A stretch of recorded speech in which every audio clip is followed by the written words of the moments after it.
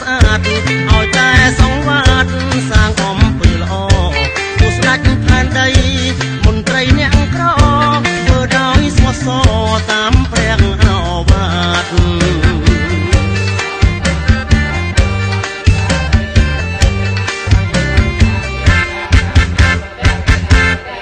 ាទទីមួយព្រះពុទ្ធផ្ដាំថាមនុស្សគ្រប់អង្គាកុំសាងអំពើបាបកុំសំឡាប់មនុស្សឬសត្វចាំងក្បាតរួមទាំងសត្វស្លាបនិងសត្វដទៃ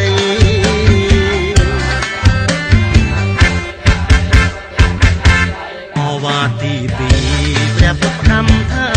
មនុស្សគ្រប់អង្គាអត់ធ្មត់ខន្តីសាងបុណ្យកុសលទាំងបរម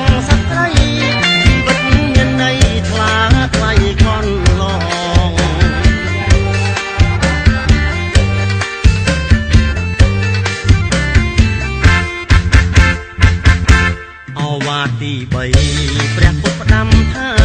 មនុស្សគ្រប់អង្គាជុំរះចិត្តសៅមកមានសិលរួមគ្នាពីវេលាចងក្រងជាស្ពានចម្លងឆ្លងផុតទឹកព្រៃ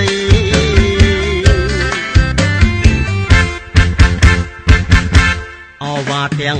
3មានន័យខ្លឹមសារមនុស្សក្នុងលោកាប្រតិបត្តិគ្រប់វ័យមេគាព្រះពុទ្ធប្រសាពេកក្រៃនាំមនុស្សប្រស្រីជួបសុខសេមសាន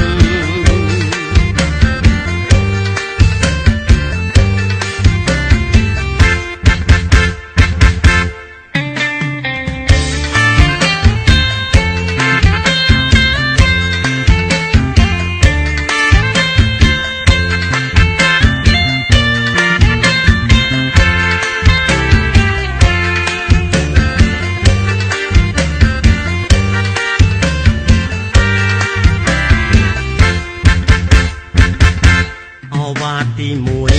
ព្រះពុទ្ធផ្ដាំថាមនុស្សគ្រប់អង្គាកុំសាងអំពើបាបកុំសំឡាប់មនុស្ស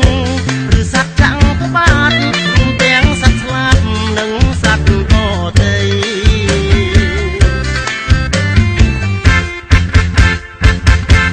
អវាទទីពីរព្រះពុទ្ធផ្ដាំថាមនុស្សគ្រប់អង្គាអត់ធ្មត់ខន្តី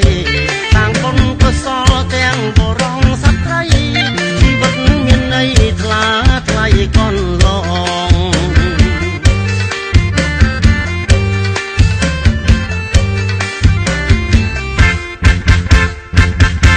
អវាទទី3ព្រះពុទ្ធផ្ដាំថា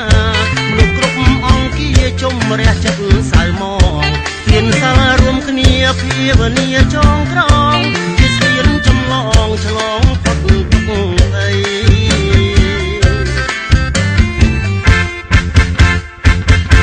អវាទទាំង3